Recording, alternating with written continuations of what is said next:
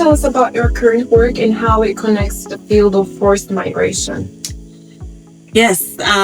So about my current work, currently we have 2 active projects.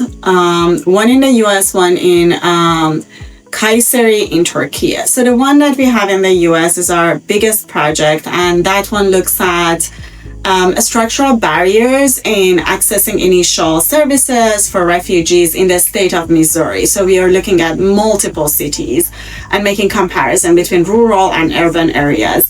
And then the goal of the project is to document structural barriers in accessing initial services that can help refugees integrate into their communities, and then come up with community-led or co-created solutions for some of these structural barriers. It's a community-engaged research project. They have multiple community partners. USCRI is our partner. Monarch Immigrant Services is a partner. ISPN was a partner. In Joplin, we are working with RAISE. We are working with Jewish Vocational Services in Kansas City. So multiple community partners, and their information is available on our webpage. And it's all about refugees, all the participants, and the study is focused on refugees, mainly newly arrived refugees, and we are not necessarily focusing on one group of refugees or the other, although because Afghans are overrepresented in Missouri in general, they're overrepresented in our sample as well. But our interviews are with Afghans, with Congolese, we have interviews with Spanish speakers from multiple countries. We had interviews and collected data from Syrian refugees, Iraqi refugees, refugees from different countries. So that's a project we have in the US. And then we have one in Turkey, in Kayseri. That's also a community engaged research. We work very closely with ARSA, Zakira Hekmet, who won the Women Courage Award from the White House from the previous administration. We work with Koç University, Boğaziçi University, and in this one, we are combining a low-intensity psychosocial intervention with an economic empowerment intervention. And in the case of this project, it's cash assistance. And we are looking at how this combined intervention improves mental health outcomes, specifically anxiety and stress. And we had a pilot test. It was randomized controlled trial, and we are now having booster sessions. So what drives your passion for this work? Regarding my passion, so I was born in Iran. And at the time that I was born, Iran was the largest host country for refugees. It's currently still among top 10, but at the time it was the largest host country for refugees in the world. And my childhood was marked by seeing lots of refugees in my hometown. At the same time, I am born in a family of social activists. So helping or advocating for people who are marginalized, racialized, or living with poverty was like part of the mission of my parents, or like day-to-day activity. So I grew up volunteering from a very young age for refugee serving organizations. And then when I got older, I wanted to study in a field that is like resolving the problem of poverty. So I studied economics. My background is in economics.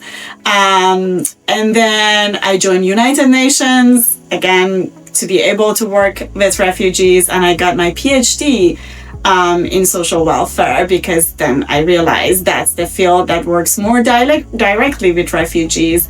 So I think it has roots in my childhood and my childhood experiences, also in a family that I'm coming from. But then now I'm also an immigrant, in another country, from Global South, living in Global North. Although I'm not a refugee, I never hold a refugee status, but some of the experiences are similar. And so that also helps drive my passion to do this work. besides that background, my childhood, my education, my journey with the United Nations, and all of that. All the team members at Forced Migration Initiative, the initiative that I'm the director and founder, co-founder, are immigrants. So again, here we have lots of shared experiences with the group that we are working with. Even language similarities. I work with Afghans. I can speak Dari. With my work with the UN, I have been in Kabul. So all those help drive the passion, or like also like create a space that we have common narratives to share, and telling the stories that are familiar to me through my work, through my research. Considering the current research and literature on forced migration, what gaps do you believe require further exploration? There are lots of gaps when it comes to forced migration and study immigrants and refugees. At least I think so. The one area that I'm focusing on, and I think is a huge gap that needs further exploration, is economic integration of refugees. There's unfortunately an expectation that if you're a refugee, it's fine that you're poor or economically excluded. Your next generation will do better, or maybe your third generation will do better. I have lots of problems with that. Many of the refugees are coming from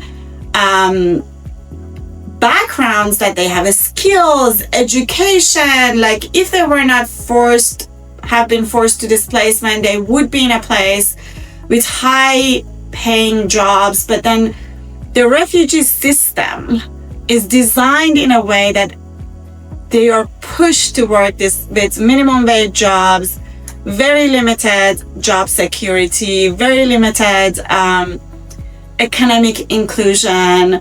And I think that's the area that I want to focus on.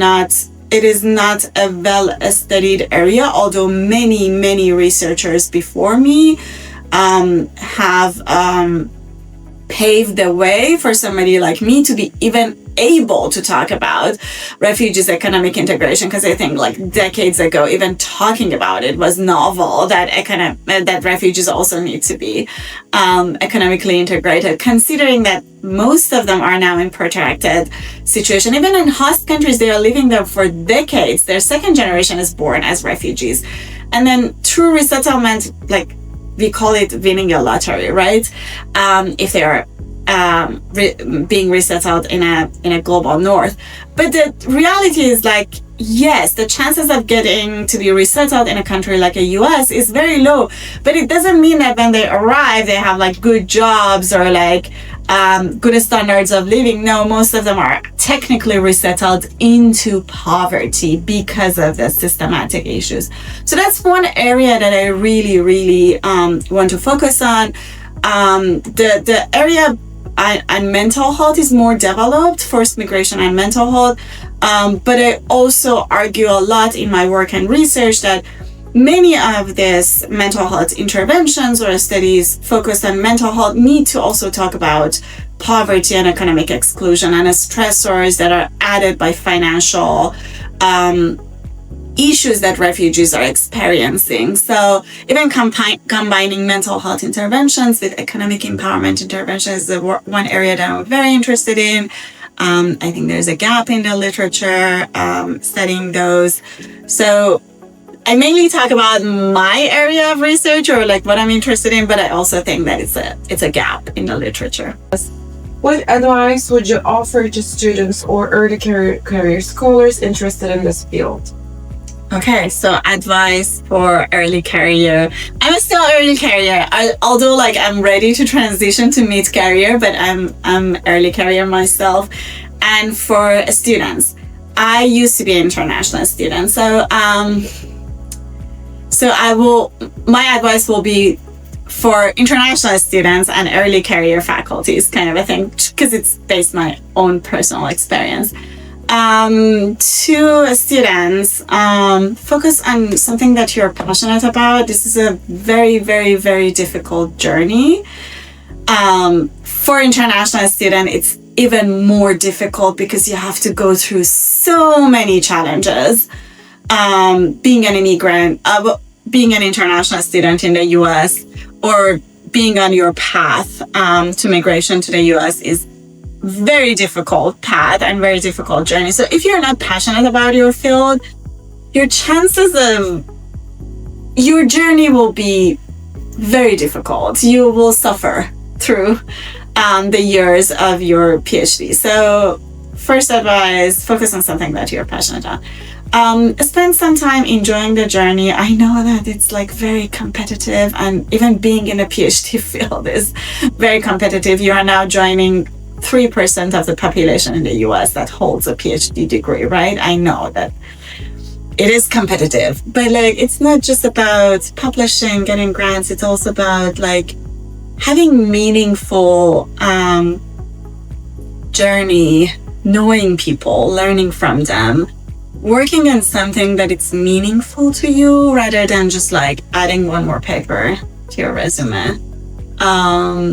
And for early career faculties, my advice is collaboration. Forced Migration Initiative is all about collaboration. It's built on collaboration. And I have benefited personally a lot from the network and collaborations I have built through the initiative. So I think more we talk to each other. And that's also one of the aims of this highlight section or this news email, to create opportunities for connection, sharing more about our members. So building connections, talking to people, sharing information.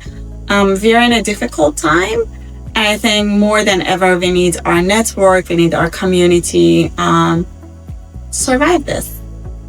Is there a book related to forced migration? It could be a biography, novel, or a textbook that you would recommend to those interested in this area.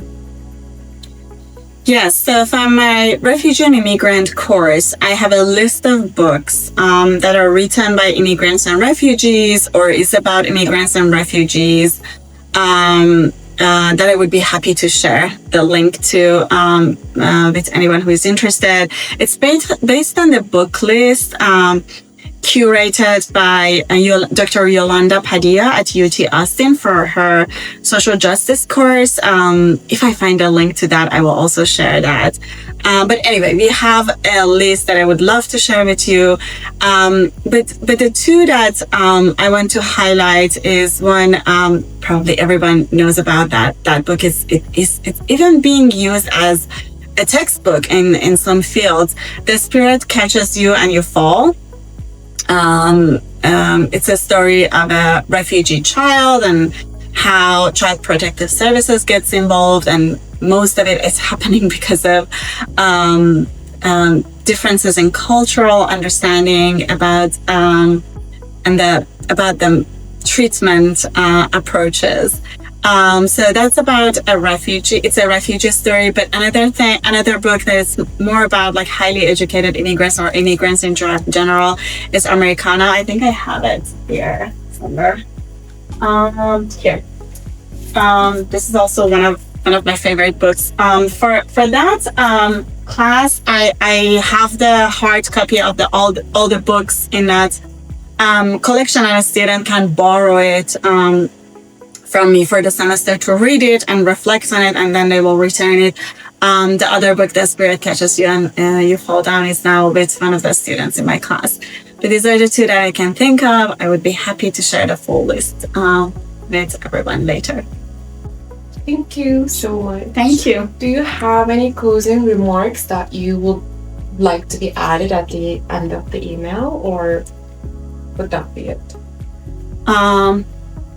I will add one thing before we end the interview, and it's that please nominate the people that you're interested in knowing more about the research. You can even like send us the questions you want us to ask them. this is some way that you learn about their current work before it gets published, before it might take like 2 years for us to publish the results of our work in Turkey or results of our work in Missouri. But like, here's the way that you learn more about some of the scholars in our network. Don't be shy, nominate yourself. It doesn't matter if you're early career or even a student. We would be happy to highlight you and have an interview with you. We will reach out to you if you have been nominated by Forced Migration Initiative email address. So if you receive an email from us, respond. We are just trying to showcase you, highlight your work, and we would appreciate that. Thank you. Thank you.